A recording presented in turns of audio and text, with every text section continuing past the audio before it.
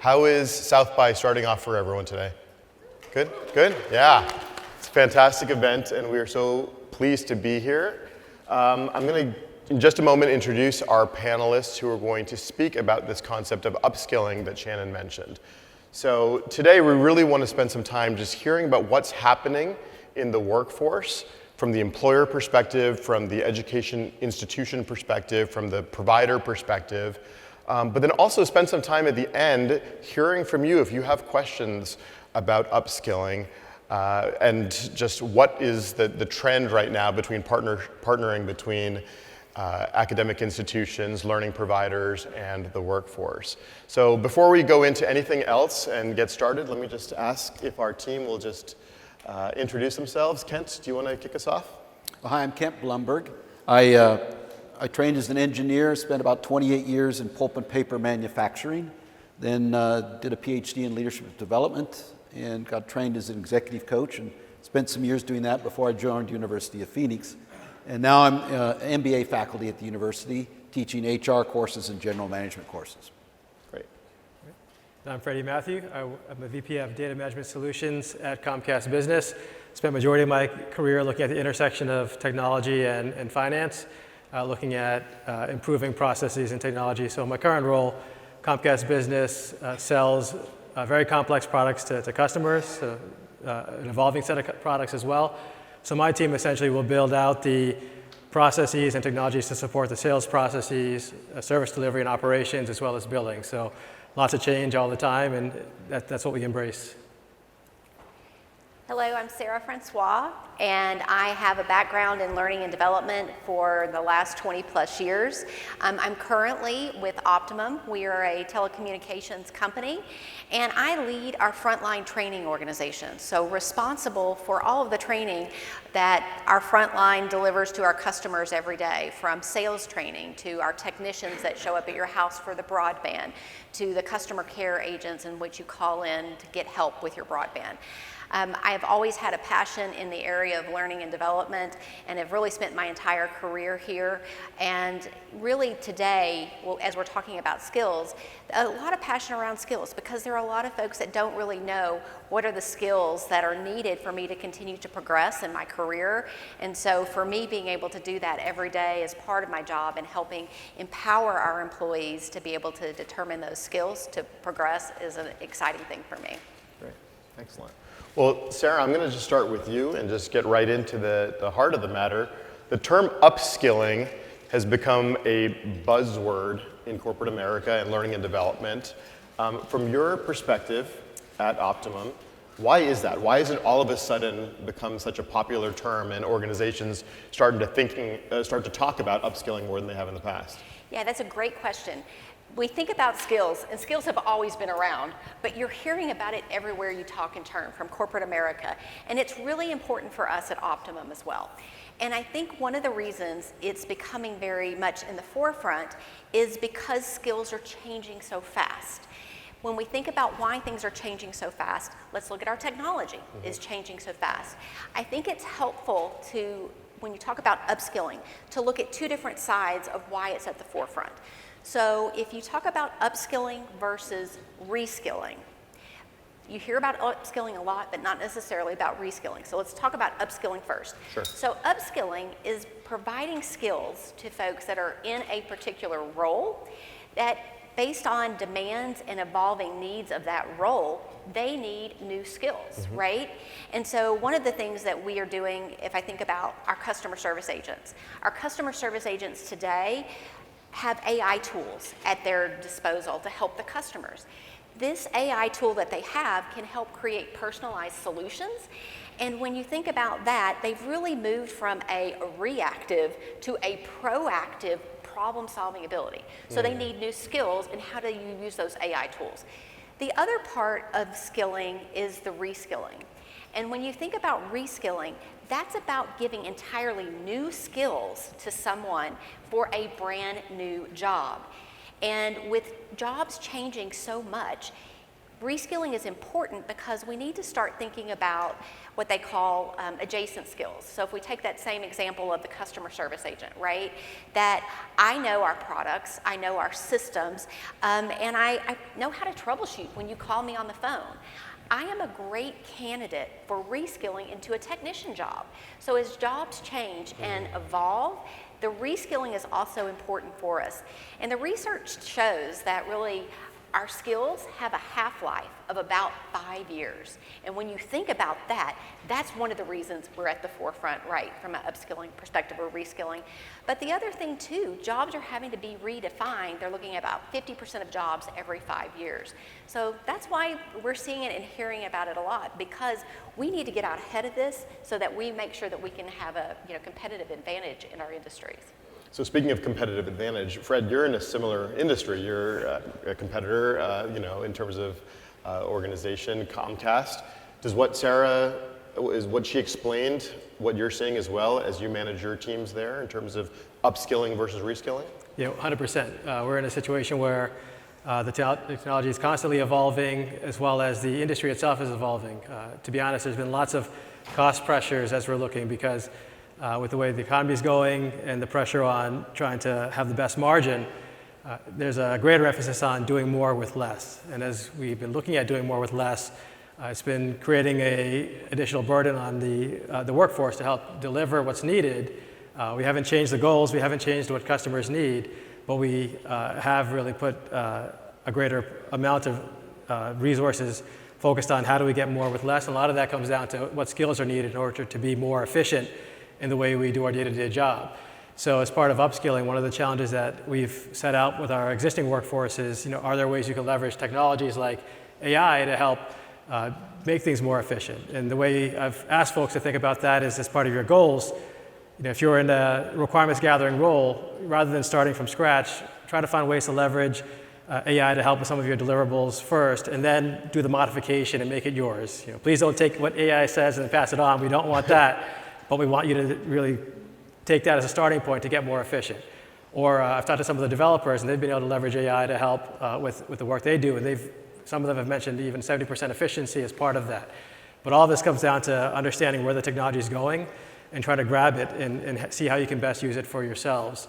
On the reskilling side, we have cases where, with our small teams that are all heavily focused on very specific functions, we're asking them to, in certain cases, be generalists, so that way as the needs evolve, as the project changes, as the focus shifts from sales to finance, as we look to try to drive elements of the solution in that area, having these generalists have a chance to then dive in very deeply but very quickly into learning what's needed there, so that way they can also help provide deliverables and focus on those areas. Because again, with the cost pressures, we don't have the luxury of being able to hire lots of different folks that have a ton of skill in different areas and then have them be the ones that are sort of in that role for 5, 10, 15 years. We need folks who can learn quickly, adapt, and then apply and then move on to what's next based on where the business needs. And also hopefully also aligning with their career objectives as well. So that way you get a lot of exposure to a lot of different areas in a short period of time. And as you take a step back and think, where do you want to be in 3 to 5 years and how that takes you for even longer term, you've had that experience to then help take you there. So a follow-up for both of you there then, when you're in similar industry, same industry, but different organizations, but different roles. So Sara, you think about this from the perspective of organization-wide. Yes. In the role that you're in. Fred, what you just described is a lot more focused on this particular business unit that you are in charge of. Where does the responsibility lie for upskilling the workforce? Is it an organization-wide initiative that has to be thought about from that perspective? Or is it each individual manager, director responsible for a business unit? How do you tackle that?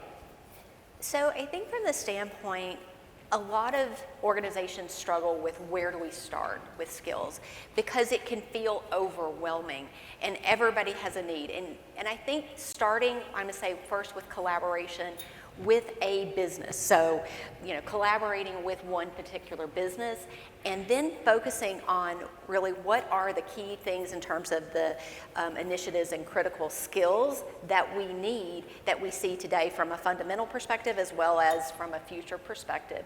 And it truly, I see it as a collaboration and focusing in what I'm going to call it more small and more targeted versus we need to have skills for the entire enterprise. Because I think it's a building process when we think about from the enterprise, but starting in a smaller focus area to be more targeted, because you're going to learn every time you're partnering and building these out.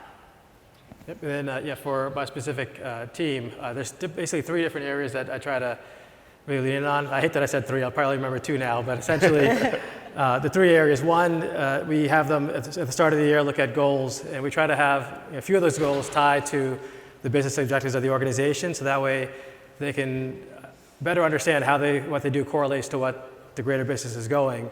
But then for 2 of those goals, we really try to focus on professional development. And within professional development, what are the skills that you need to better do your specific job? And so we hope to identify that early, have them talk to their people leaders about what those professional development and personal development goals are, so that way we can match them up with specific courses that they can take to build out those skills. And as I mentioned before, it comes down to not just what you can do or what we need you to do today, but where do you want to go within the next 3 to 5 years, so it all aligns. And what our hope is as you take some of these courses and start developing some of these skills through some of these learning modules, we can also take that and then say, okay, are there experiences that we can give you that go hand in hand with some of those trainings you've taken? Can we get you some job shadowing, some short-term assignments? Initially, we'd want to try to meet as many of those needs within our specific org as possible. But if needed, we can also partner with other orgs in other areas of the business to help you get some of those experiences. So that way, we're not just thinking about, how do we get A, B, C done to hit our goal for this year within this org, but taking the time to think about the employee and what the employee needs are longer term, so that way they have the opportunity to grow and think through, where they want to be from a career perspective versus just the day-to-day job. Secondly, one of the things that also sort of has been a bit of a pain point is the number of meetings that folks have on a day-to-day basis. I feel like the number of meetings seems to be multiplying like cockroaches, where it's just meeting for the meeting and the prep meeting for the meeting before the meeting. And so folks don't have the time to, or don't feel like they have the time to take these courses. And so what we've implemented is a no meeting day once a month. So that way everyone knows, hey, no one should have any meetings scheduled on this day. This day is for a bit of catch up, but also for folks to take a step back and take different courses that are available and out there in order to help them grow and really have that whole career development and broader learning focus. We've seen varying levels of success with that because everyone doesn't always take advantage of that, but we keep pushing it because we don't want folks to feel guilty for trying to better themselves, because the more you better yourself, the more you can better the broader organization and those around you as well. So that's always been a key tenet of ours. And then I did remember the third spot. The third area is also we send out surveys to more broadly to try to get feedback from the broader teams, even cross-organizationally, around where they want to better themselves and learn new skills.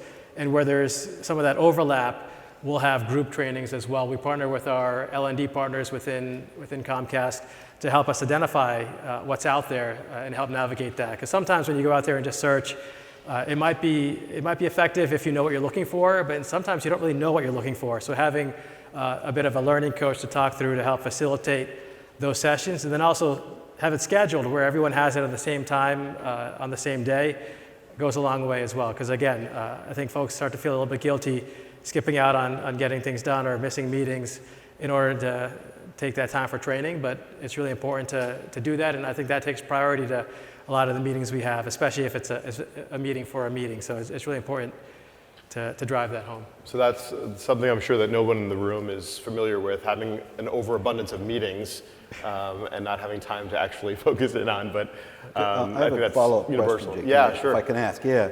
So I hear you talking about sort of what skills people need to develop, right?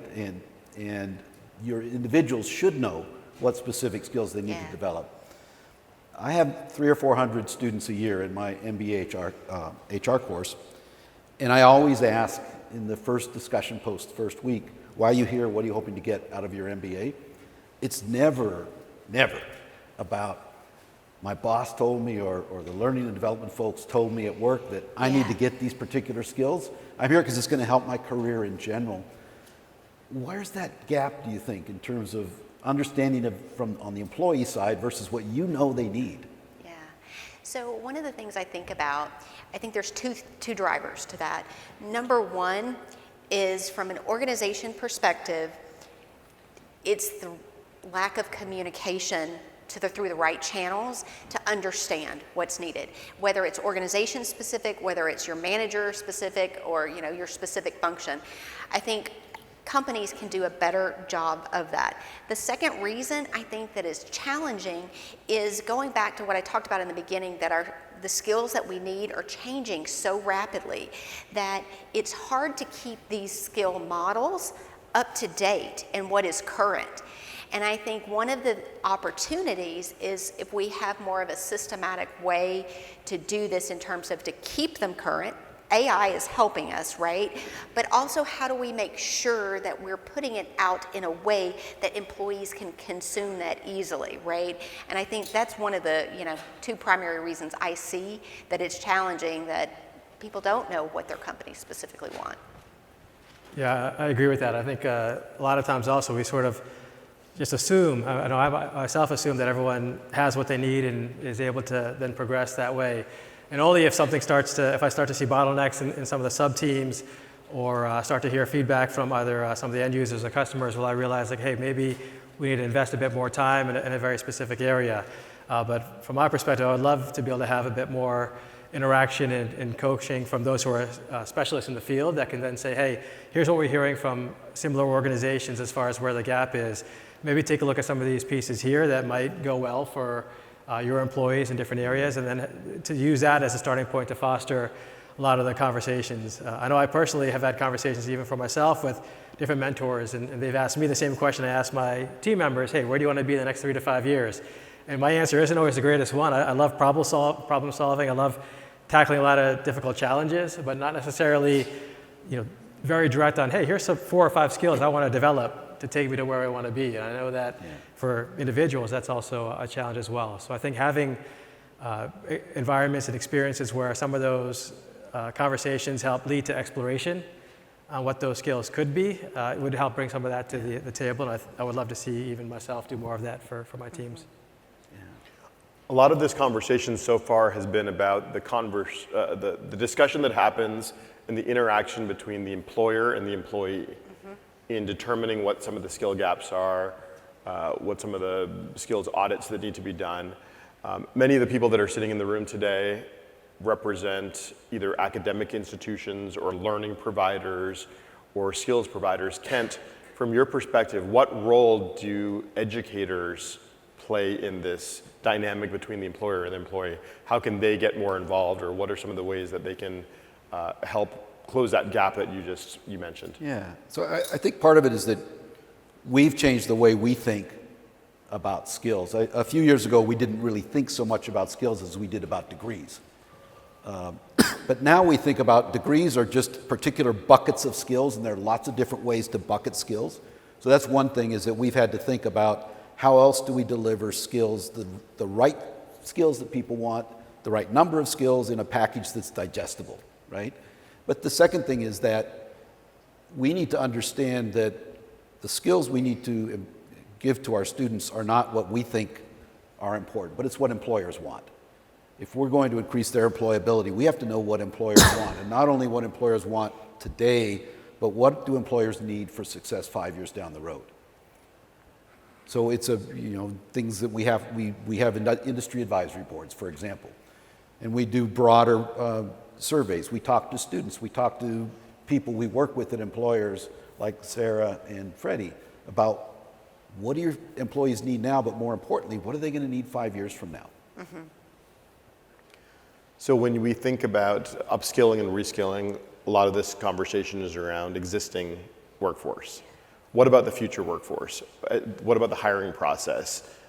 Obviously, when you bring in new talent to the organization, inherently there's a skill gap that's there because they don't have the history with the organization.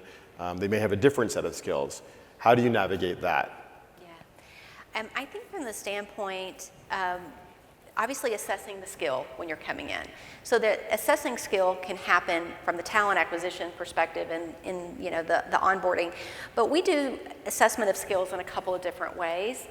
And one of the ways is very foundational. There's very task-based, like we need to understand that somebody can lift something correctly, right?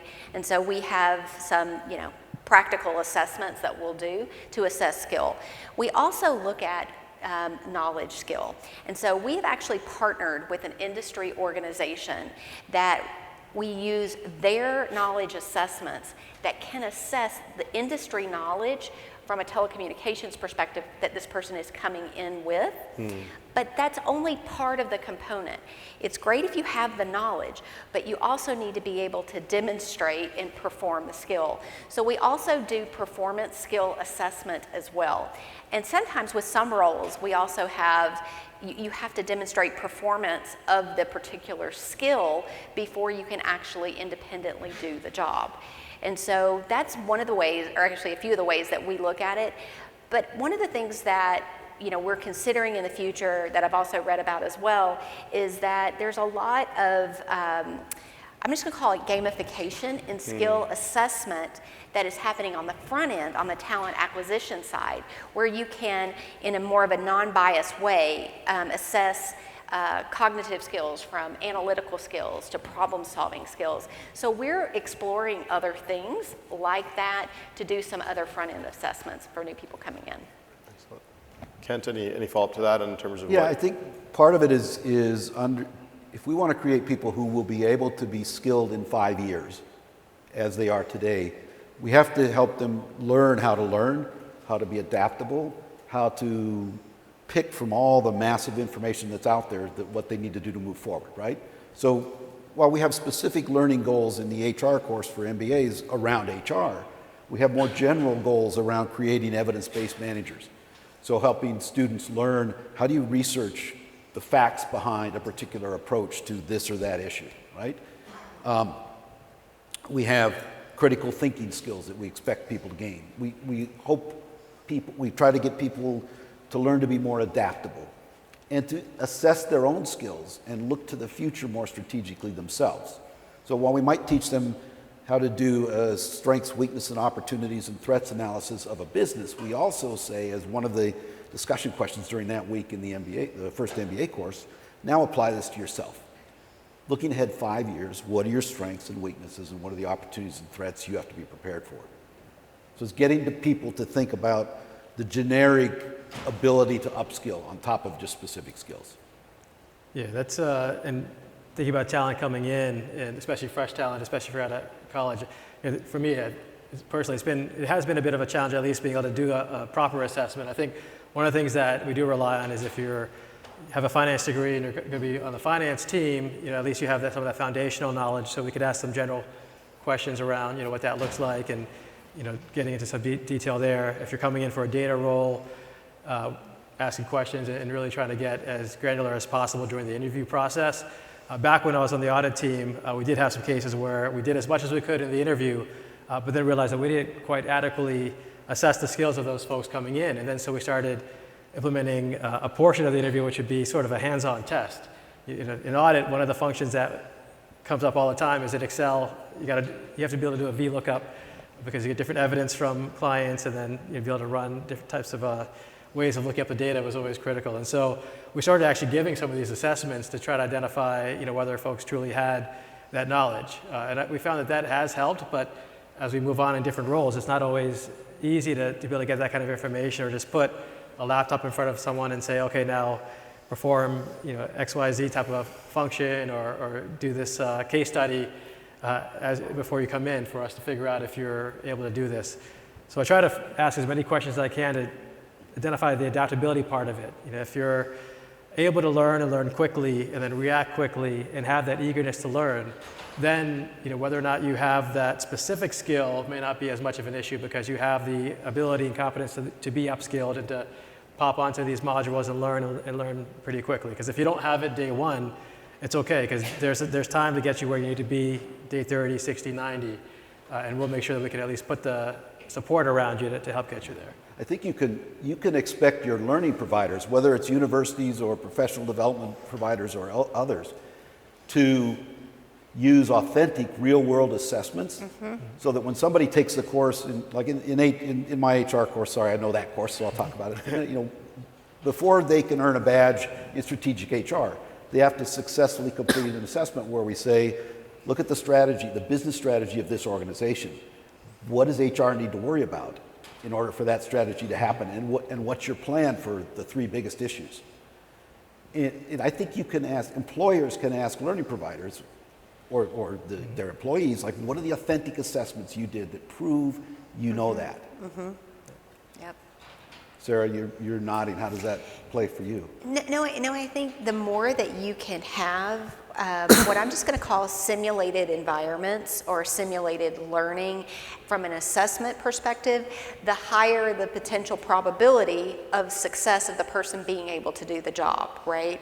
And so I think that the more that we can do that, and I'm going to say it's probably more relevant to some extent. I mean, it depends either on very hard to find roles or very high volume roles would be where I would see that probably makes really great sense. Yeah, we've even incorporated with some of the, one of the things we do is to supplement our FTEs, we have a lot of contractors that help support us. And we essentially will have the contractors attend meetings, listen in, and to help gauge whether or not they sort of have some of the acumen, we'll look to see, are they asking questions? What's the thoughtfulness behind it? Are they picking up on what's going on? And so even just seeing the way folks can engage and interact and pick up it quickly or not will help us determine whether or not we should kind of move forward with that specific resource or ask the vendor to provide others. But from my perspective, I'd like to even better partner with some of the folks at Comcast and even outside on, hey, what kind of ways do you have to help with assessment? Because a lot of what I've incorporated has to do with a lot of what I've seen in my own experience. Right. But I'm sure as I think about AI and how AI can help my specific workforce, I know varying learning providers have been thinking about that and how AI can help their customers and their students. And so I think these are things where, and not just AI, but all the different ways these tools have evolved. And I personally haven't kept up with what that looks like. So I think there's lots of opportunity in those spaces. We've thrown out the term over the last couple of questions that we were just talking about, skills audit. And you've talked a little bit about that. For an organization that is just starting this and may not be as either forward thinking or just is behind in this and starting to tackle the issue of upskilling and reskilling today, where do you start with a skills audit? Is that done at the organization level? Is it done at the individual business line level? What does that look like? How does someone tackle that for the first time if you were tasked with that today? Yeah, I think a lot of people, I'm going to go back to your very first question, why is upskilling, the buzzword? I feel like people understand that this is important and why it's important, but people, again, feel it's really challenging to figure out where to start. And I think there's 2 paths to that. And one of the paths that I'm going to describe is probably a common path. But another path that I'm just going to say is another telecom company that I'm familiar with. They focused on one skill and one skill only. And they knew that AI was going to be able to facilitate the development, like Freddy was talking about getting to something to 75% a whole lot quicker. And so instead of trying to say, what does this organization need in this organization, they focused on AI. So that's one strategy, right? Yeah. So I think another way that I would do it and recommend is focus again small and targeted. Where are your biggest needs that you know? And then begin to identify not just all the skills in that function, but what are the critical skills that are going to be driving to your strategic objectives? Just focus on those, because I think we think, oh my gosh, there's so many skills. How do I get there? But focus on those. And then from there, looking at that point is to say, now that we've identified what are the critical skills, let's have our employees self-assess the proficiency level in the skill, right? Because that's going to give us not only what are the skills, But then what are, is the proficiency of our workforce? And then the third thing I would say following that is how do you go back and validate that? And validating that by what type of projects has Sara been on? She says that she's high in customer service. Does that show that? Does it show that Sara has strong performance review ratings in a customer service skill? So really looking at that to validate, and then using that, just those steps to help figure out what are the gaps and where do we begin to need to develop. And that development from an individual perspective, a team perspective, and an organization perspective. Because I think our real goal is not just to identify the skills and the gaps, but how do we close those gaps as quickly as possible, and making sure, to going back to your earlier question around, the communication of skills, that our employees know what they need to be focused on, and here is the path to help them get there. And I think I love the idea of the self-assessment piece, because that is a really great way to reinforce whether or not the method you've chosen or undertaking, how effective is that. I even have, thinking about it now, an opportunity to do that in my own, on my own team, because I know one area that we have has to do with finance and financial acumen. And we had a shortage of resources who had a lot of knowledge in that area. We hired some folks to learn it. And the method that we chose to really build more of the skills had a lot to do with a lot of different lunch and learns and kind of one-on-one training for folks. But we still see that there's a bottleneck in that area. And the reason why it matters a lot is if we're trying to build a new product, or 5 new products in our case, and get it out the door within 6 months, you need all the requirements that the sales reps need, you need all the requirements that operations and service delivery need, and then all the requirements that are needed for finance, which include requirements to be able to build a customer for that product, to be able to do financial close, to make sure the deal is profitable. So there's a lot there in that one space. And with the shortage of resources there, you get that bottleneck where everyone's dying to get this product out the door, but we sort of can't really get it out quick enough because it's going to take a long time without that knowledge. And we continue to see a bit of a bottleneck. We know that some of the other resources have been able to learn a bit more and pick up more. But I feel like had I taken the time to have them do some self-assessments to see, where do they feel strong, where do they see a gap, that would have given me an opportunity to take a step back and say, hey, it's not just one-on-one coaching that's needed here. I've got to take advantage of additional types of learnings that might be available to help bring more of the knowledge to those spaces and help relieve a bit of this bottleneck that we're facing today. So I think there's lots to be learned from there, and it's really important to tap into the different types and modes of learning that are out there in trying to attack a specific skill gap that you might be encountering. Well, speaking of different types of learning, I guess that's the question. And Kent, you represent University of Phoenix as a faculty member. We mentioned there's a lot of other learning providers that are in the room or represented. Where does one find that solution? Do you look internally? Do you look externally? Where is that solution? And then Kent, from your perspective, you're talking to students, working adults every single day, those that are enrolled in class, but where are they finding the solutions? So they're not finding solutions, first of all, to specific skill requirements, right? Because most are not getting clear messages on what they need to do. And that's my students, but also we survey 5,000 employees a year, basically. Our career institute does. And they find there that students don't know specifically what they should get better at for their company, for the most part. So come back to the question. I'm sorry, because I was brilliantly sidetracked myself there. No, I mean, where do they find the solutions? Yeah, so they're not coming for the specific solutions. They're coming for more general solutions. Where they start getting specific, and this is one where I'm kind of curious how we can better help them work with their employers.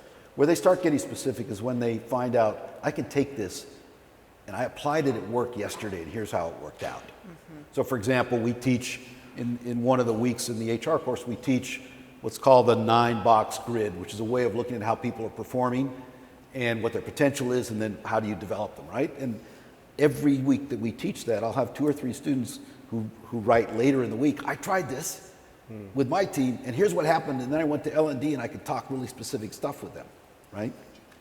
So the question is, how do we help students go back to their employers, immediate supervisors and or L&D, and say, this is the stuff I'm learning that I want to figure out how to apply. because it's only when they actually apply what they're learning that they will really retain it, right? So how do we get that conversation happening? So let me just follow up on that real quickly, because it seems a little bit like the chicken or the egg scenario, right? Because you have working adults going out to learning providers, seeking things, and then realizing that they're not getting the skills that they need. On the flip side of that, the employer has a very specific, hopefully, set of criteria that they're looking for, a set of skills that they want their employees to get. So how do you respond to that when you hear that people are seeking out new skills or education that may not be relevant if that's what's actually happening? Yeah, I think I'll start with circling back that, again, skills are hard, they change quickly, and there's often lack of communication. And so I'll just give you an example of one of the things that we're doing, right? And so it's how do you communicate it? And again, from a way that where it's in a daily, I'll just call it rhythm of where people are going. And so one of the new, I'll just say, platforms that is helpful in doing this is an employee engagement platform. The employee engagement platform can do multiple things, but it actually, this is one thing we're looking at because it does have basically a talent feature that can serve up skills easily, and it can also provide recommendations on paths. And so I think the very first part is how do we get our employees understanding what are the skills that are needed. And I don't necessarily think that, the folks going to the class that show up need to have University of Phoenix try to tell them the skills. I think it really, the employers bear that of having to figure out what are the skills and how do we communicate it. I do believe that there are probably partnerships that happen with University of Phoenix and other providers, because one of the questions I thought about for Kent earlier when you were describing was, we talk about degree programs. And we are seeing today in the workforce that we're probably having less degree requirements, but certain skill requirements. So how do we begin to have those conversations between employer and provider that we can take your degree programs and say, these are the types of skills that people get. And then once we have those conversations, then, whatever this HR management MBA that you're doing is, we can begin to serve that up as an option. But I think we as employers need to be able to communicate it better, and whether it's a systematic approach to keep it current, and we need to foster the conversations with other providers that we can provide in solutions to help them get there. Right, and we need to be better at communicating to employers what skills their employees are going to pick up. Yeah. So, we've mapped every course, undergraduate and graduate, to specific skills, one for every credit hour. Yeah. We don't put that in front of you yet and say, oh, by the way, did you know your MBA students are going to pick up these 33 skills, and here's when they're going to pick them up? Mm-hmm. Because, the truth is that your employees are picking up skills that they should be using on the job. They don't have to wait 11 months to finish the MBA. They've got it now, right? Yep. So we can also do a better job of sharing those specifics with you. Yep. And I think it'd be good to even, one, we talked about fostering those conversations, identify some of the specifics, and also work with employees on getting comfortable with change. Because I think one of the things I do see sometimes is if someone's in a role for an extended period of time, anytime you bring a new skill, it brings many opportunities, but also it brings that change. And sometimes I notice some folks having a bit of a fear of now changing the way they do things. If someone is comfortable in the way they do things on a day-to-day, may not want to come out for that change. So having an opportunity to foster conversations, helping employees understand how it connects their career to more opportunities. The more experiences you have, the better chance you have at getting different roles and continue to expand, I think goes a long way.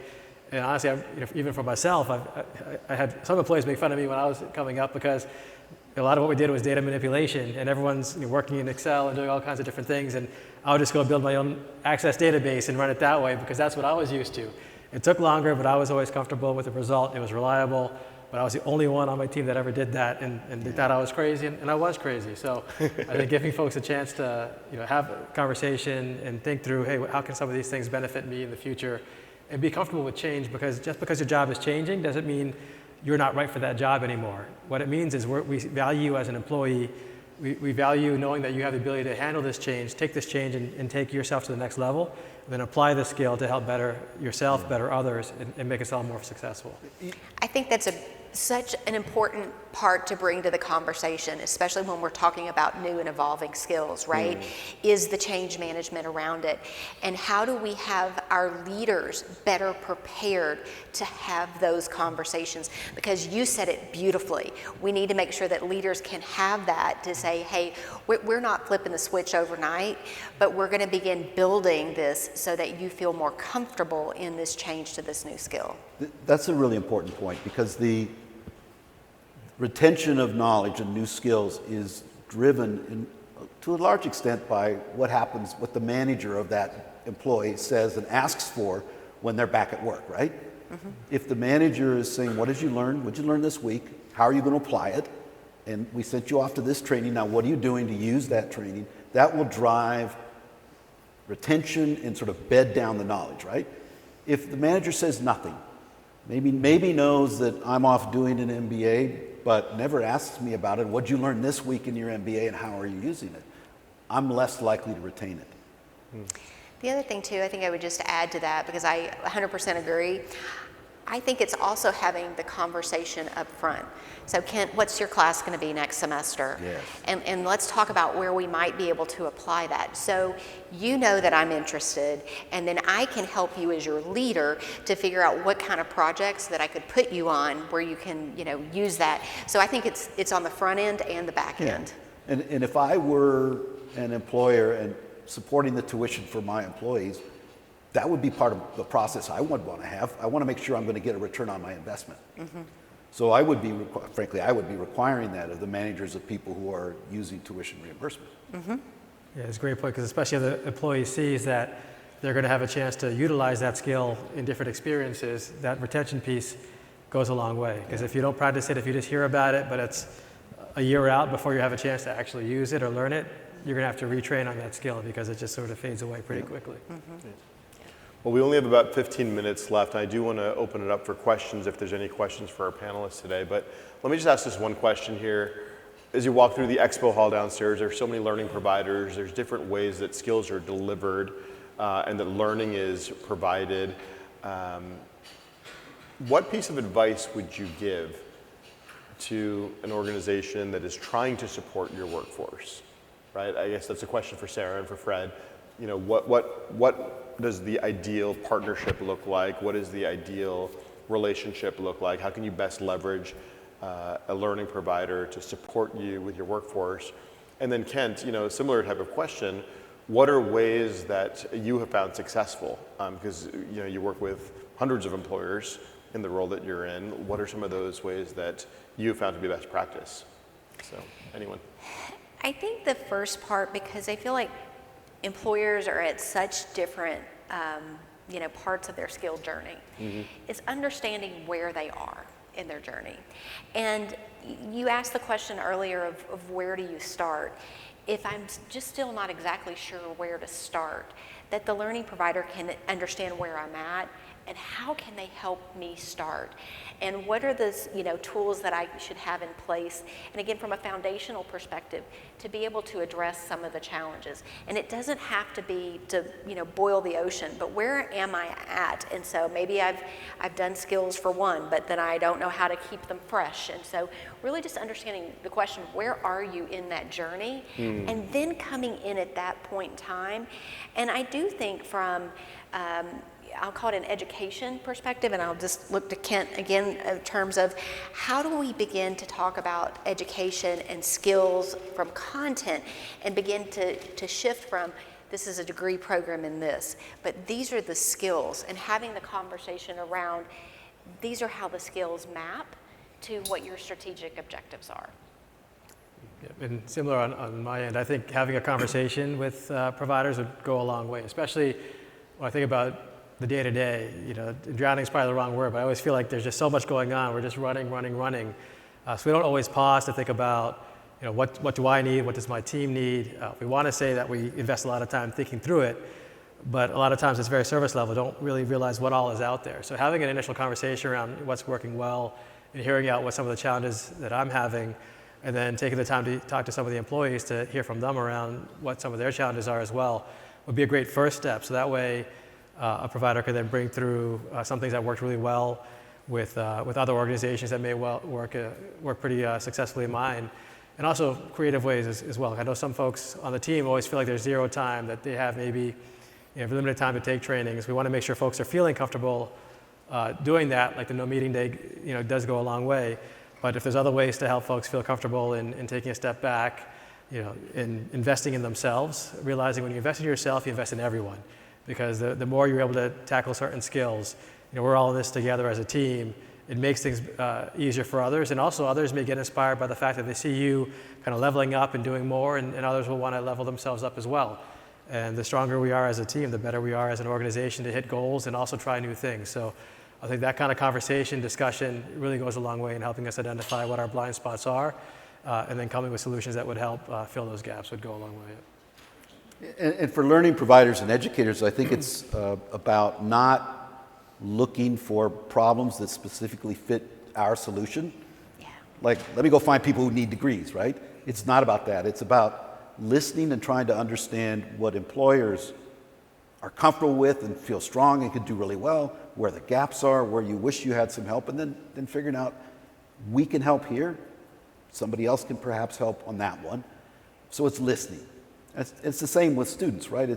It's asking lots of questions, open-ended questions, and using the response to help both of you understand how to build a stronger relationship. That's key, doing something with the response then. Yeah. Yeah, excellent. Well, we've got time for some questions. If there are any questions, we'd love to open it up to the group that's here. Hi, yes, I have a question about allocating resources as a business, whether you're bringing in someone who has comparable skills but needs some upskilling, or when it comes to allocating time and money, and we're either going to train them in-house or we're going to farm them out or ask them to take a course somewhere else. How do you get your head around that or budget both the time and resources for that?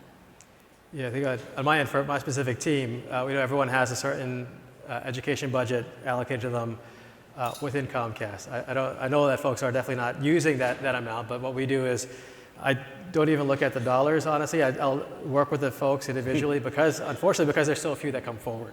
But come forward, and then the first step is to identify any opportunities in-house with some of the available trainings that are there for them to take part in that.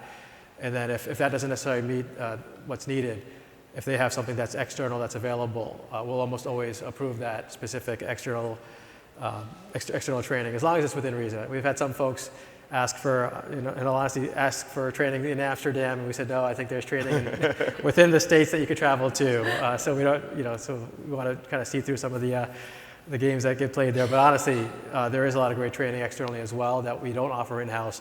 And there was something to say about being in kind of a week-long cohort with others that are of your peers at different companies and different industries. I think I've learned the most when I've been with folks that, kind of secluded in a certain area, and you're spending 35, 40 hours together learning various topics. It's gone a long, long way. So I always look for folks who would want to come forward with that kind of training as well. So that way you get that immersive experience and really have some tangible things that you're able to take away from it. You started with don't look at the dollars. That's hopefully that's not the takeaway, right? You have to look at it a little bit, I guess. So learning providers have to help too. We have to meet students where they are, which means we no longer require students to drive across town and spend 4 hours one night a week in a classroom, because that doesn't work for people. And if people want 30-minute chunks of learning, we need to figure out how to do that, rather than it has to be this because it's our model. That's right. Other questions?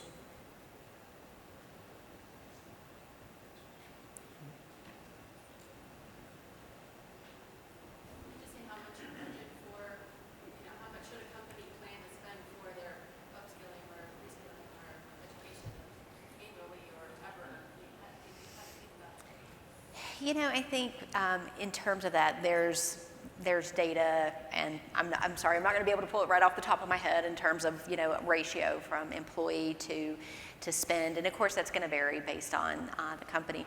But one of the things I think about in response to that is, if you know that you have significant skill gaps today, whether your data is telling you through, survey data that, like Freddie talked about in terms of where people are wanting to develop, whether you've got survey data that's coming in from your customers, whether you know about how the industry is changing. Based on the amount of change that you are anticipating in the next 1 to 3 years, I think there probably should be a higher budget for that, because if you know that the skill gaps exist, you've got to be able to fill them to stay competitive, and thinking about it from that approach in terms of the amount of change you're expecting in your workforce and skills they need to acquire. Can I jump and add Sure. to that? You want to have people upskilled in ways that will drive the strategic results of your organization, right? So those strategic results have some sort of financial value, whether you're for-profit or not for-profit. You want them to get those skills so that they drive better results. That can help drive a little bit of the cost. If it's got tiny value, then it should be tiny cost. But if it's big sort of central value to the organization, you need to spend the money on it. I think there's a question maybe over here, Jay. Hi, I'm the director of lifelong learning at a Dutch university, so it's very interesting to hear the American perspective.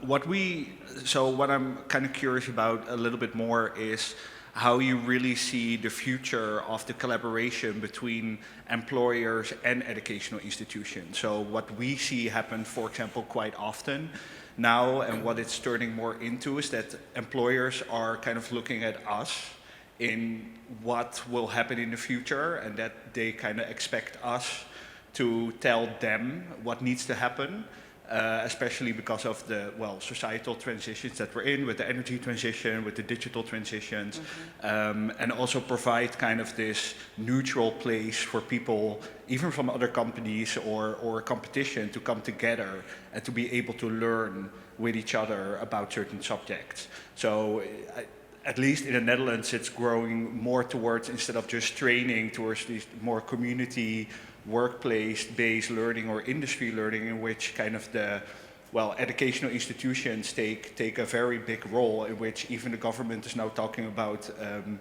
embedding lifelong learning as a legal task for universities, so that they have to provide that mandatory way. So I was just curious how, you all look to that. Yeah, so one of the things that I think about is, you talk about specifics around industry and, changes that are happening. I think that there's a part that is collaborative between the company and between an educational institution on, what we're seeing from research, what we're seeing from technology, and having those discussions.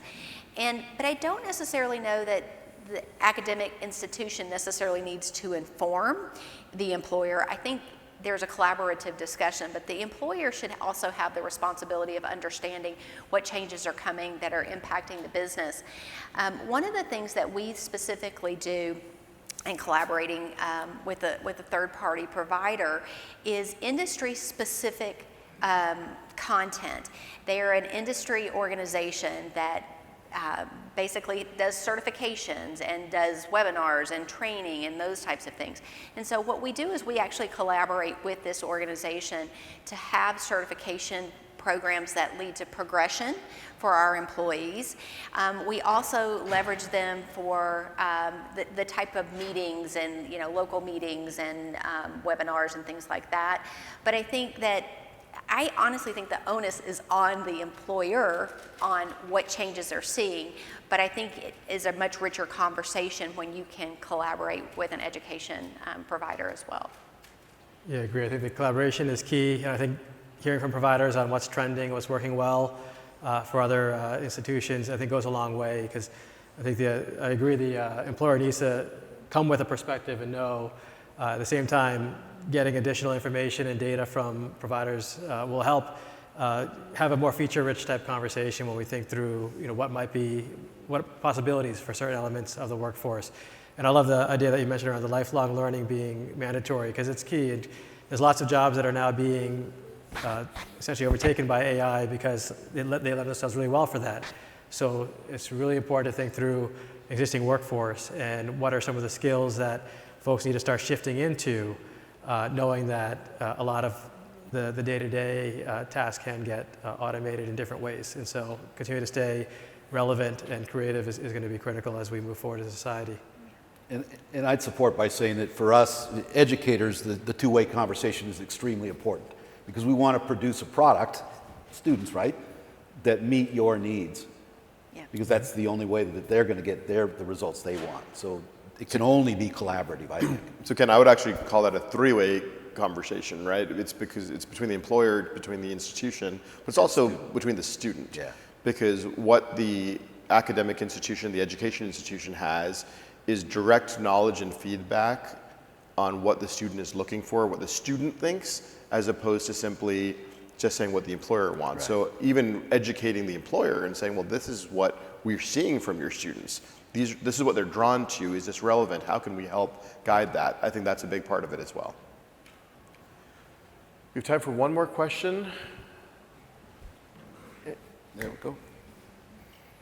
Yeah, you've both talked about the money and the time constraints that you have around learning and development. I'm curious how you're making those decisions right now. Your criteria and your preferences for where you're going to get that. Internal development teams, external, is it higher ed, is it the industry providers? Where are you putting your money and your time now? So I think one of the things that we first look at with any new program that we're bringing on or that we know that we need is cost, right? And I'm just going to take we had one on customer service. And so we looked at cost for us to do this ourselves as well as to get something externally. We know that there's a lot of content, a lot of providers, so cost looked like it would be a good external option. Then I would take a look at from there, what do we have from a time perspective? What are our time constraints? And then from there, what are the resources that we have that can do it, either to meet the timeline, or do they have the skills that are needed? So typically, I look at a cost, and then I look at a time, and then I look at a resource.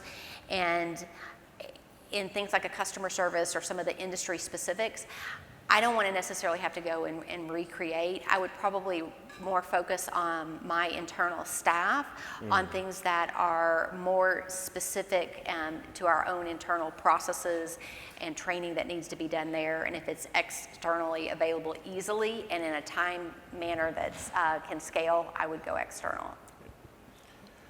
All right, I know we're at time now, so I want to thank our panelists for being part of today's session. I want to thank you all for being here and having a part in this conversation. We will be in the back if you have any follow-up questions. We'd love to chat or visit us in the expo hall downstairs. But have a great rest of the week. Thank you so much. Thank you.